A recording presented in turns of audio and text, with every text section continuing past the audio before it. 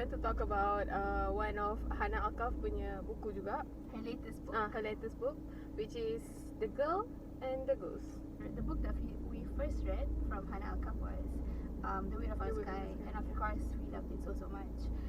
Lepas tu when we found out that she's coming up with a new book, I was like, okay, I have to get it. So when I first heard that the book was going to be released on August 4th, I was like, okay, I immediately put in my bullet journal like reminders. But I tahu I nak terus beli tau.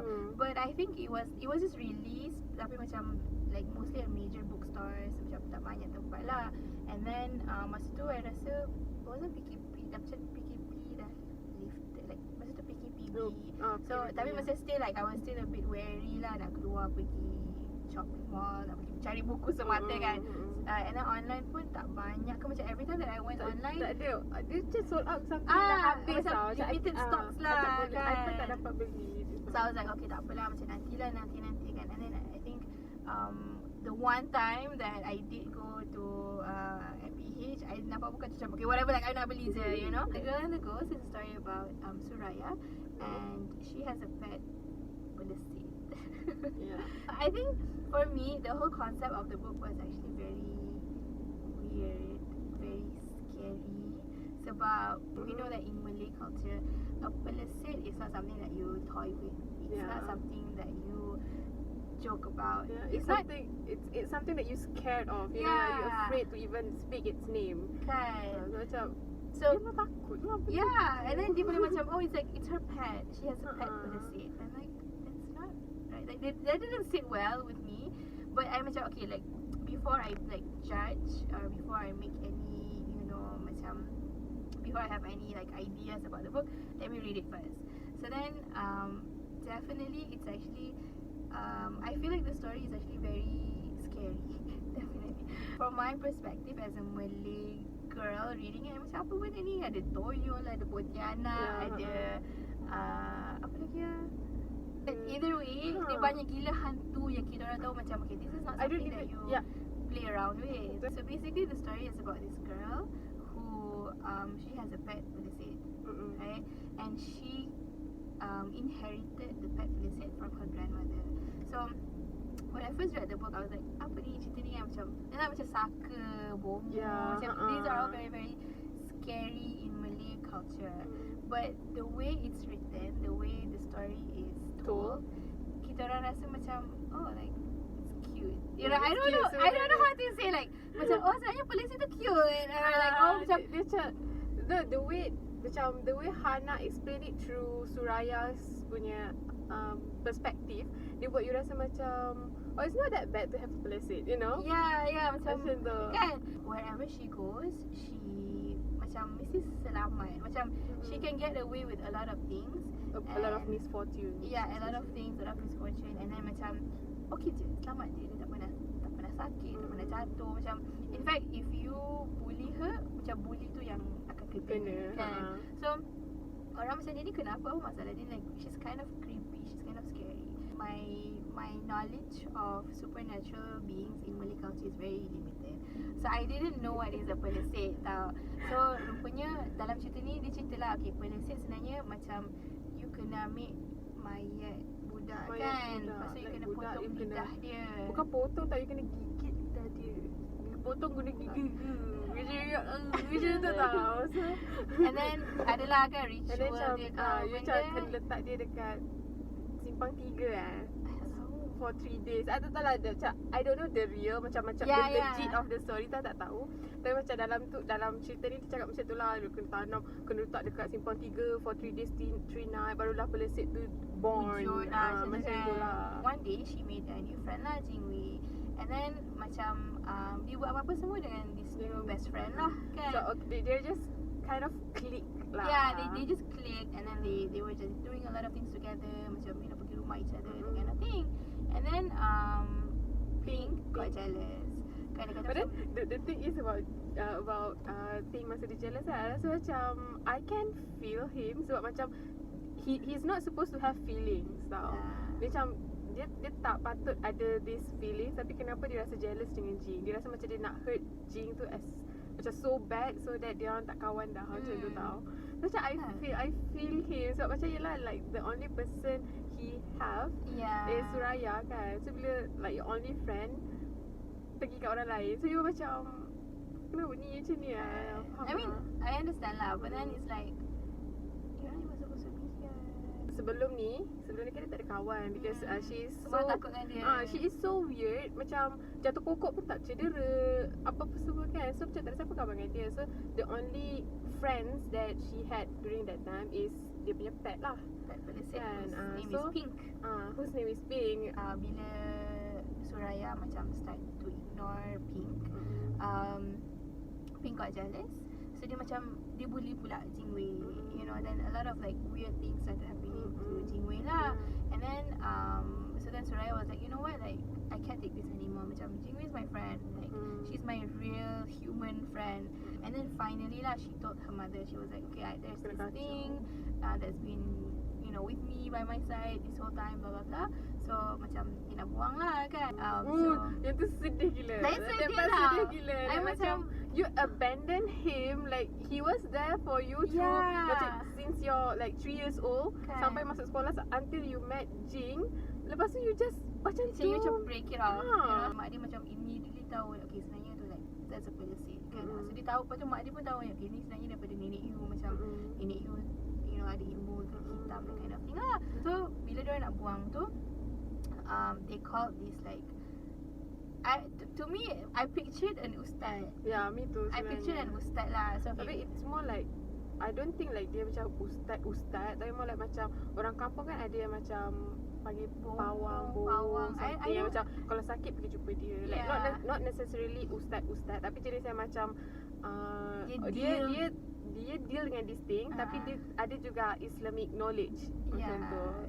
So I imagine this character macam tu lah, as someone like macam tu. Dia macam bukanlah 100% yang ustaz, tapi one thing orang yang jenis macam selalu pergi masjid atau know a lot of things, tahu macam nak buat ni lah, macam tu. Right. So okay, then mak dia bawa pergi jumpa, mak dia invite the pawang datang kat rumah nak tengokkan anak dia lah. So pawang ni pun dah cakap anak dia, cakap lah, oh apa-apa pun kena buat. Biasalah orang Melayu kan, kena bulan mengambang, yang barulah kita boleh buat ritual tu apa semua.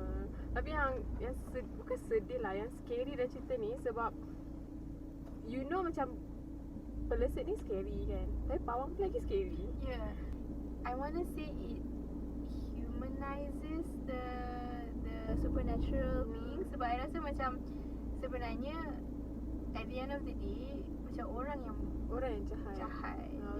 I mean like kalau tak ada orang yang cuba bangkitkan or like make it macam wujudkan dia takkan wujud. Betul tak? So like honestly bukanlah salah benda tu sendiri. Sebenarnya macam Anwar cakap lah, sebenarnya salah kita lah sebagai manusia. Kita salah guna. Kita salah guna ilmu kan. People are more evil than evil itself. That's true. So macam when the mother called the pawang tu, dia dah ready lah nak like cut off Pink from her life. Tapi tak, macam mana she got curious, dia pergi dekat van pawang tu kan. Konon lah pawang tu nak tolong orang kan, so dia tak stay satu tempat. So like this pawang ada macam like he lives in I imagine him living in a van, I don't know why. So dia macam she got curious and she like sajalah masuk van pawang tu. She noticed like there were like small bottles and small jars tau. And dalam tu dia simpan lah makhluk-makhluk ni, like ada toyol, ada yang I paling ingat toyol tau. Sebab the line in the book was like there's a baby in a jar. I was like, baby, what's a baby in a jar? Macam how, why? And I'm like, it's a toyol, like. And I macam, when it hit me kan, I macam, what am I reading? Then she realised that sebenarnya yang Tok Pawang ni, dia bukanlah seorang yang dia nak tolong Suraya pun. Dia macam dia nak ambil Pink, nak ambil Pelisik ni untuk jadi dia punya belaan pula kan. So it's like you're not helping anyone in this situation. As much as she thought that Pink was bothering her, she wanted Pink to be macam, you know, let go lah in a way. Tak nak lah macam just cut off aku macam bye, tak nak. Dia macam dia nak betul-betul okay, like let's do this happily, healthily, that everyone's just like semua dalam macam semua suka lah kan, semua tenang je. It's a nak, happy ending lah. But then macam when she found out that this Pawang was just going to like take Pink for his own selfish needs, dia macam no, like I don't want this. Dia tak nak lah let go of Pink like that. So dia pun macam okay, how do we let go of Pink in a way that you know both parties are happy. Dia research lah kan, Research lah macam mana pelesit tu diwujudkan. dibuat. So that's the way lah. I macam macam tu ke? First how did this pelesit came about? Lepas tu dia macam dia tahu yang pelesitnya asalnya daripada nenek dia. And then okay, so dia kena cari pula kampung nenek dia pula. Nenek dia pula jenis pindah randa. Ya, tak ada alamat tetap kan. And then tapi macam mana Pink ni ingat okay, like rumah dia tu ada masjid kan. Biasalah orang-orang macam ni biasanya duduk dekat masjid kan, kampung-kampung semua, right? So then okay, dia pergilah kan. I rasa dia macam one day she took the bus and then dia pergi lari lah. She didn't go to school. Pergi Kelantan, Gua Musang nak cari mak dia, and then cari nenek dia. And then nak cari nenek dia pula macam okay, nenek dia pun asyik pindah-pindah. Because kan nak macam the way to make Pink is from a child kan, punya lidah kan. So dia going to a journey to find the child. Kubur mana yang nenek dia ambil kan, budak mana kan. So itu yang pergi ke Gua Musang tu. So dah pergi kat Gua Musang. The thing is macam dekat sini dah jadi menarik tau. Sebab nanti kalau korang baca lah, dia akan discover this one thing apa semua. Lepas tu ada, I tak pernah terfikir ada orang akan buat cerita macam kita boleh nampak hantu tu, kita boleh cakap dengan hantu tu like he's a human being, you know. Macam dia tak takut ke? Macam dalam cerita ni I tak bayangkan hantu yang diorang cuba kat kubur tu macam something macam you know how media portray hantu kan, jadi macam udahlah lah macam tapi buruk, scary kan. Kat dalam ni I just picture him as orang macam roh orang kan. Sebab tu diorang kena cari kat mana nenek dia pernah tinggal. Sebab tak tahu which place yang nenek dia gali kubur untuk buat Pink ni kan. So then bila dia pergi kubur tu pula, macam bila dah jumpa lah kubur or like tanah perkuburan Pink tu, tiba-tiba Tok Pawang tu pun sebenarnya ikut dia. Itu scary gila. Oh my god, that scene was so scary. So macam yang si Tok Pawang ni pun dia bawa lah semua hantu-hantu dia kan. Macam all the pocong, all the toyol, all the langsui. Ghost handle Pink, and then yang Pawang ni pula handle siapa, Suraya and Jiwei lah. Pawang tu suruh siapa ni, Suraya ni command Pink untuk stop fighting kan. Maksudnya dia macam Pawang tu punya idea lah, macam if I cannot control Pink, I can control Suraya. So dia control Suraya, so Suraya control Pink, like that kan. So tapi masa tu kan macam something happen, betul macam Suraya get loose.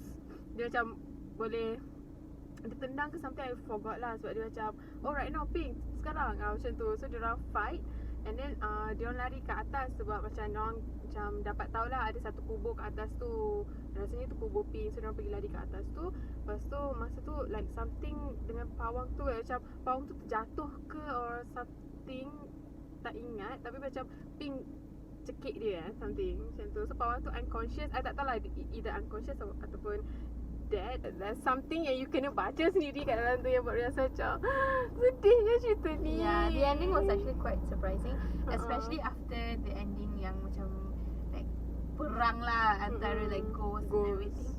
But then the ending was like, I think you know the ending was actually very nice. It was very heartwarming.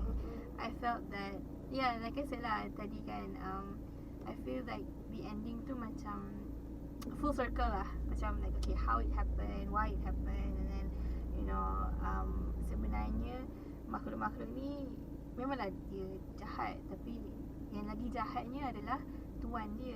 You know, sebab dia tak akan buat apa-apa kalau tuan dia tak suruh, tak arahkan dia kan. At the end of the day, memanglah benda-benda ni, makhluk-makhluk ni semua scary, takut, but at the same day one thing are very obedient kan, and they wouldn't do these things kalau tak ada orang yang suruh diorang buat.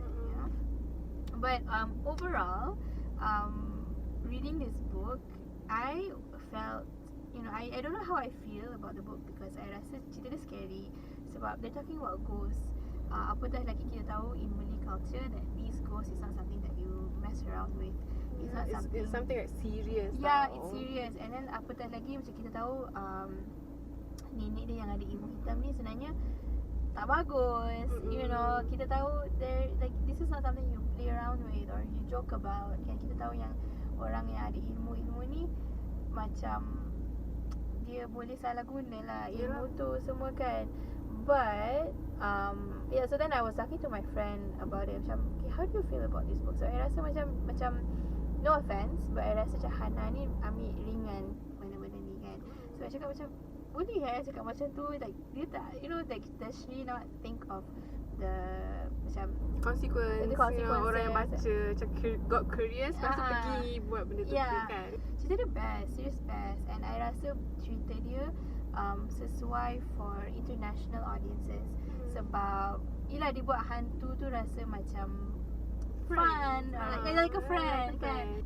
I told this to my friend and then she said tapi you kena baca from a child's point of view because the book is targeted towards children lah, like the main audience for the it's actually children. Yeah, the main the main target audience for this book is actually children like below 12 years old. It's proven that we are kids. My friend cakap lah kan, you have to look at it from a children's point of view. Sebab kita as adults, like I think we overthink punya juga. We think too much. We like, oh my god, takutnya hantu blah blah blah. But as children, right, macam they don't know benda tu scary or benda tu menakutkan kalau dia tak diajar, you know. Macam we talk in our previous video kan, kita pernah cakap a mind of its own kan. So this ada satu part of our mind we talk about prejudice and stereotype kan. So macam being a Malay in Malaysia, we have this stereotype yang macam semua makhluk tu jahat tau. Sebab tu kita tak berani nak, you know, make fun of it, tak berani nak macam cakap lebih-lebih kan. So bila macam Amas cakap lah, macam bila you take it as tengok from a child point of view, macam diorang tak tahu pun benda ni jahat ke, benda ni baik ke kan. So they just know the being as a being. Yeah. You know, dia tak ada prior judge macam kita. Macam kita dah ada judgement dah tahu. Belum kenal lagi kita dah tahu macam ni jahat. As children reading this book kan, kita tahulah sebenarnya macam hantu tu sebenarnya ada kisah dia. Like, you know, they didn't just happen. They didn't just like jadi macam tu kan. Sebenarnya macam orang yang buat apa semua. So my friend cakap dia buat macam budak-budak ni jadi lagi like in a way more empathetic. Sebab dia macam sebenarnya macam kesiannya dekat dia, like you know, dia bukan salah dia apa semua kan. So then I macam you're right, because I memang die cakap okay, buku ni macam apa ni, cakap pasal hantu macam dia, like macam beraninya dia kan apa benda semua. But then when she said that I was like like you're right. Sebenarnya like, you know, I was reading it from like an adult perspective yang macam hantu tu scary, hantu tu jahat, jangan main-main dengan benda-benda macam ni kan. So Mati kena. Exactly, mati kena macam tu ikut apa benda kan. Dia cakap pasal benda ni. Kan. But then when my friend said macam budak-budak dia tak fikir pun benda tu. Dia macam or dia tak tahu pun benda tu scary. Like, you know, hence why Pelesit dia boleh namakan benda tu pink. Yeah. As we know, Hanna Alkaf is like, he's Malaysian and then, you know, she proudly say that all her stories are, you know, are unapologetically Malaysian. Suraya is Malay and then her best friend is Chinese kan. And then macam the driver yang bawa dia orang ke sana adalah Indian. Kita ingat yang si Pawang tu macam orang konon-konon ada ilmu agama. Tak baik pun. Dia jahat. Dia lah ketua jahat, you know. Betul. And then like nenek dia walaupun ada ilmu hitam, tapi sebenarnya dia kata ilmu dia tu tak cukup kuat pun sebenarnya kan. Ada je macam orang bomoh ni macam alah kita orang Malaysia lagi Melayu lagi duduk kat kampung. You tahu tak orang yang hantar dia. Ada macam orang yang hantar tapi orang tu yang baikkan you sendiri. Kan ada jenis yang orang-orang macam tu kan. Itu dia fun. It's like a roller coaster adventurous kind of thing, kind of story. So best lah. So I think that's all from us. Thank you so much for watching. See you in the next video. Don't forget to read.